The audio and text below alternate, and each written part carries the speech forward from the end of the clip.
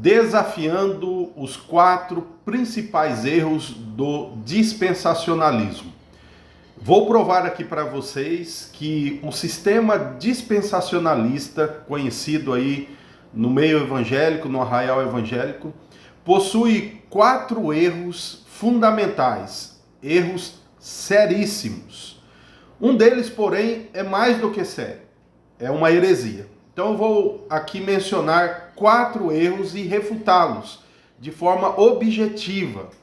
Primeiro, nós veremos o erro dos sacrifícios no milênio, que é a pior heresia do dispensacionalismo. Os demais erros, e talvez até heresias, não se aproximam deste erro.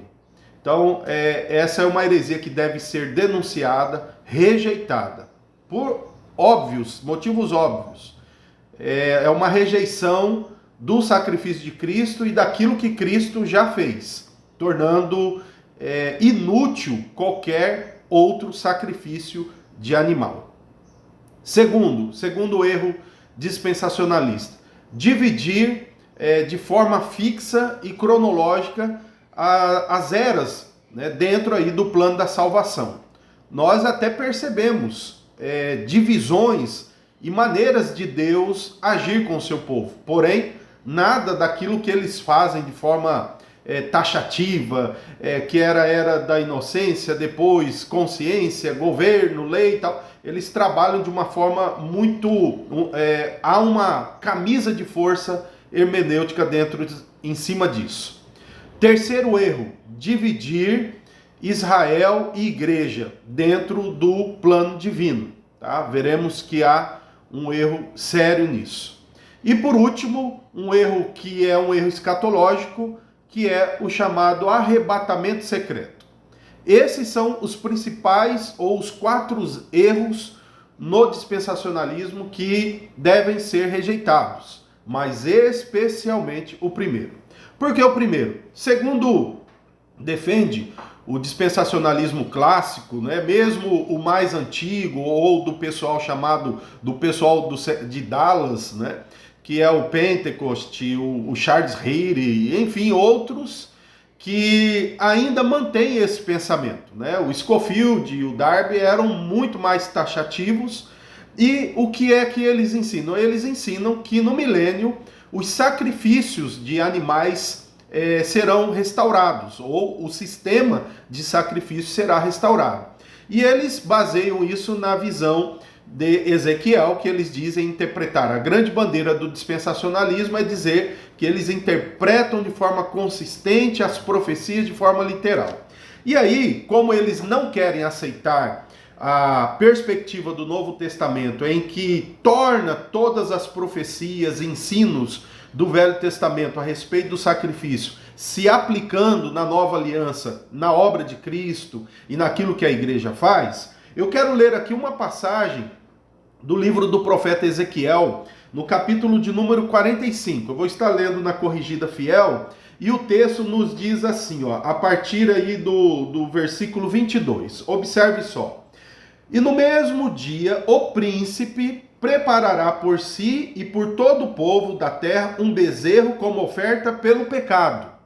Parece, se não me engano, que esse príncipe aqui, eles acreditam que vai ser Davi reinando na terra. Então, olha só, fala de oferta pelo pecado. Continua, durante 7 dias da festa, preparará um holocausto ao Senhor de 7 bezerros e 7 carneiros, sem mancha, cada dia, durante 7 dias, em sacrifício pelo pecado, e um bode cada dia.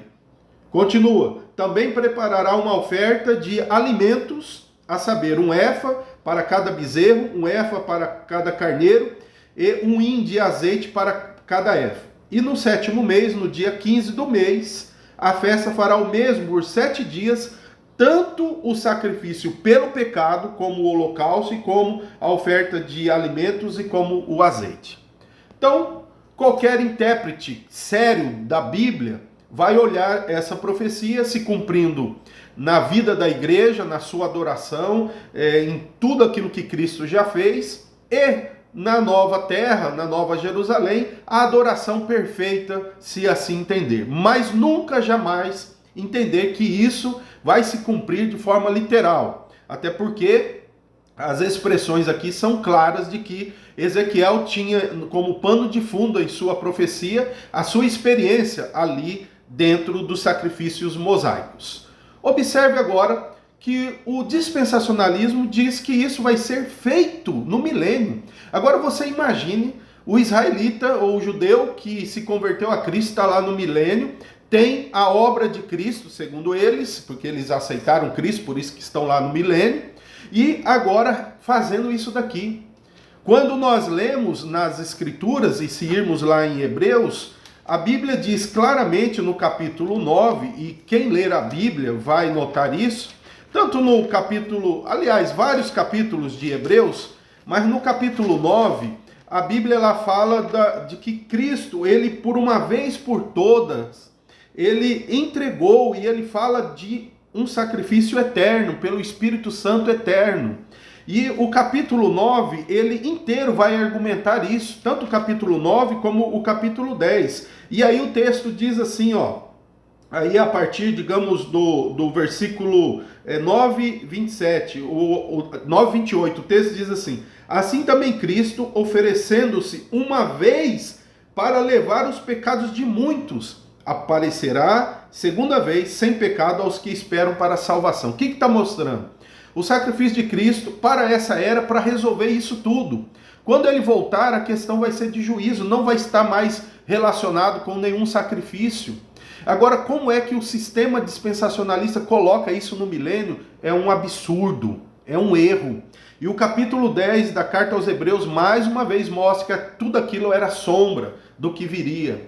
Então nós precisamos rejeitar essa doutrina e denunciá-la, porque isso é uma heresia. Qual é a desculpa do dispensacionalista? O dispensacionalista vai dizer que aqueles sacrifícios lá realizados no milênio são sacrifícios memoriais, né, que é só para relembrar.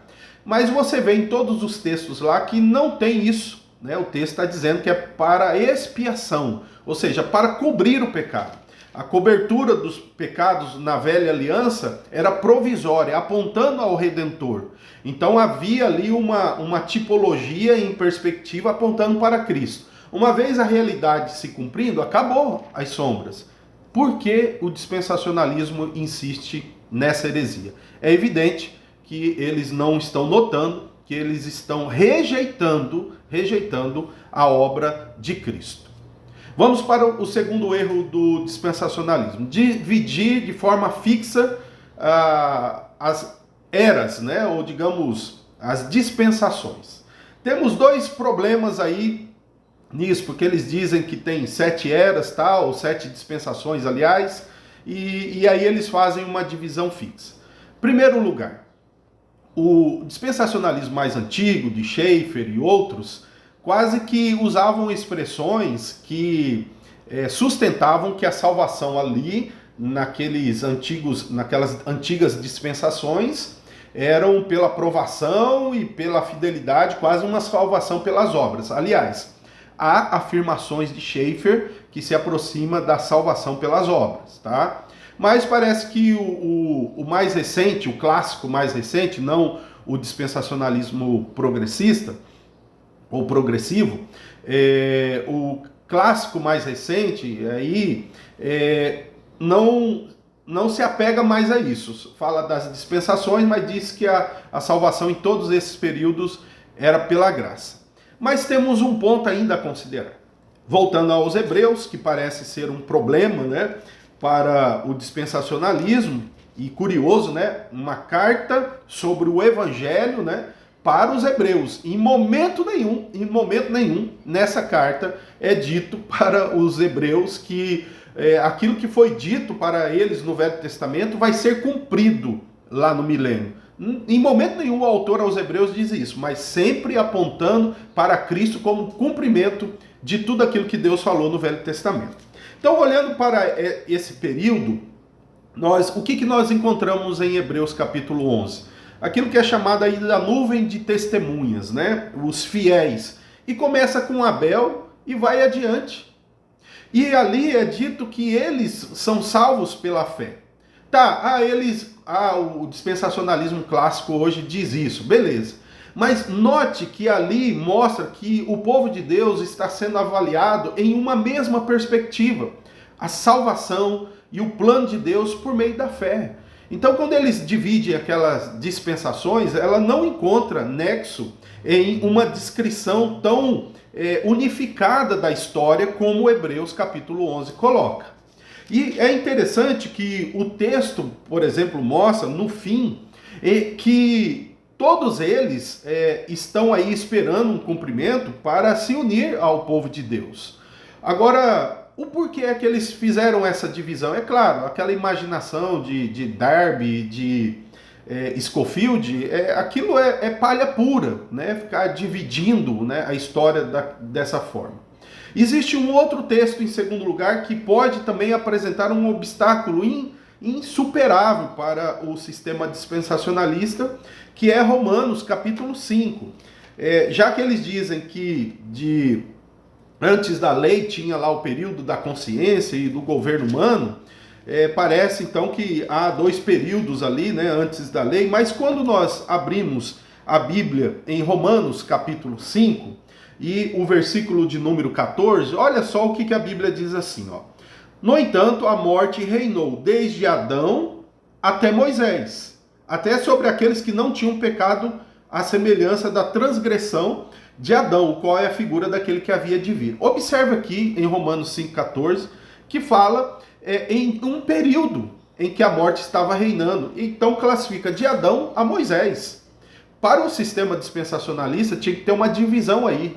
Mas o texto está mostrando que estamos vivendo naquele período antes da lei, antes de uma lei promulgada, antes de uma lei instituída e exposta a um povo organizado. Mas veja que aqui fala que eles transgrediam. Portanto, eles transgrediam o quê? A vontade de Deus. Eles transgrediam a lei de Deus, que estava na consciência humana, que estava na prática humana. Então, quando que isso veio ao ser humano? Desde Adão. E o texto aqui mostra que a morte reinou desde Adão até Moisés. Então, o ponto não há essa divisão. O máximo que nós encontramos, sim, é um período de Adão até Moisés, que não havia lei, de Moisés até o Novo Testamento, que a lei imperava com os seus símbolos, e depois temos aí o período do Evangelho. Nada mais.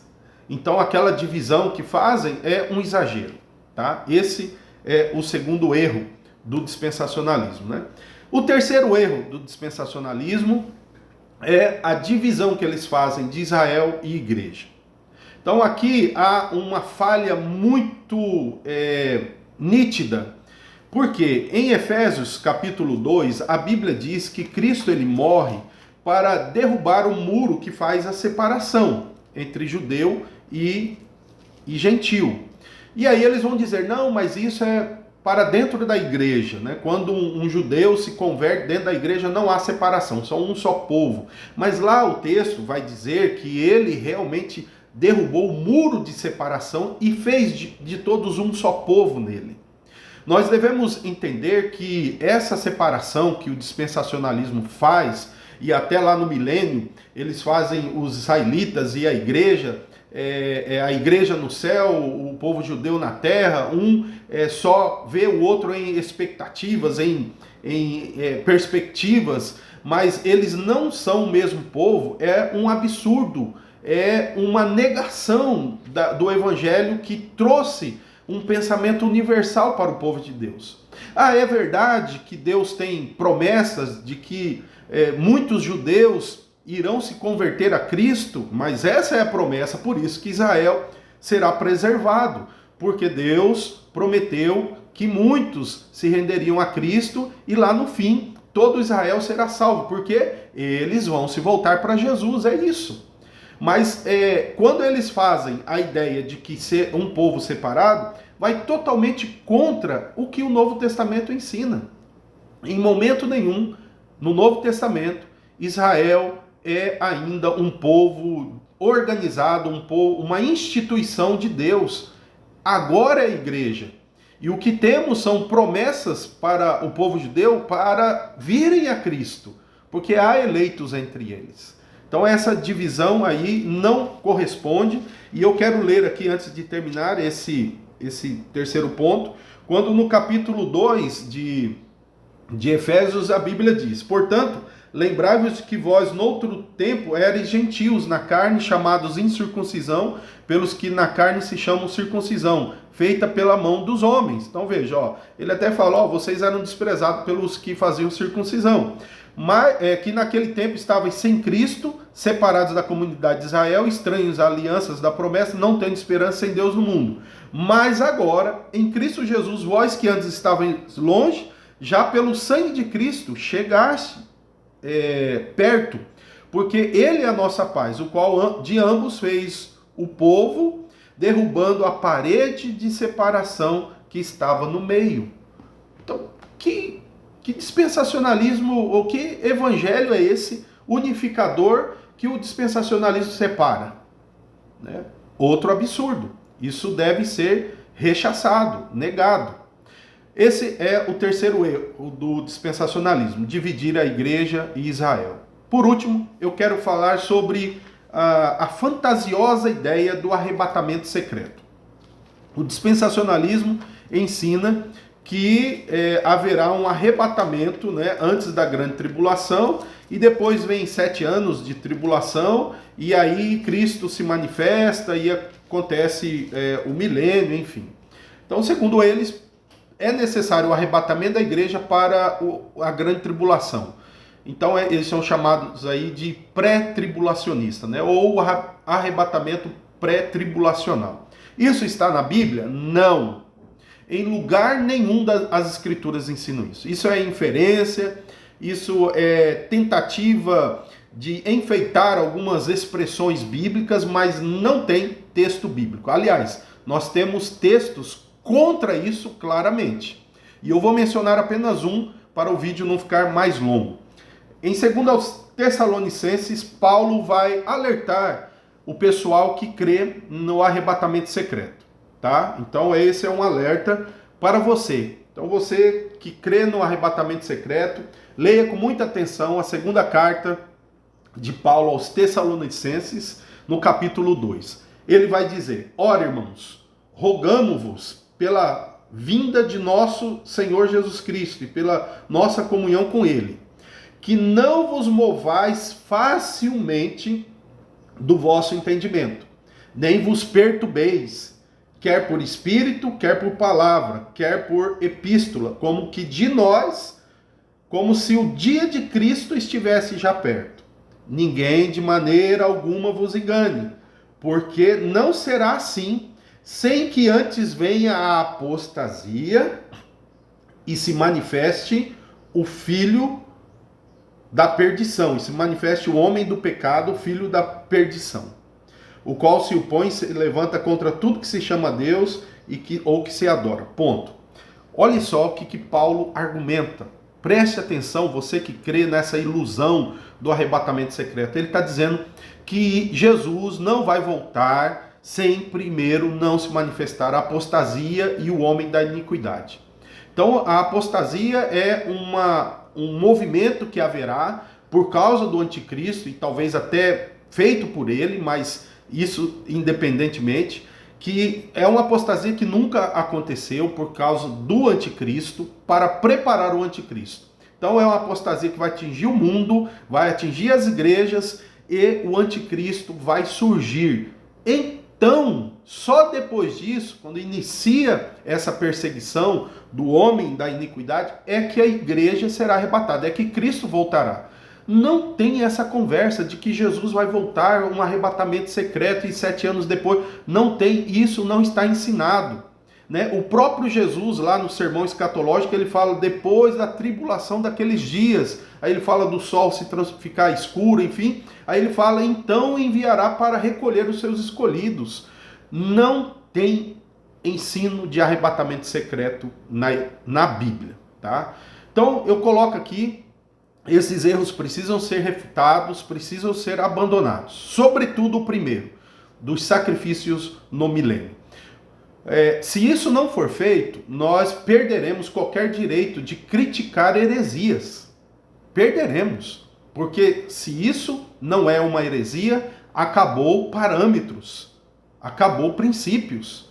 E preste atenção, não é nem questão de milênio, tá? Há pré-milenistas e até dispensacionalistas que não acreditam nesses sacrifícios no milênio. Isso não pode ser mantido. Que Deus nos ilumine e que Deus nos fortaleça na verdade.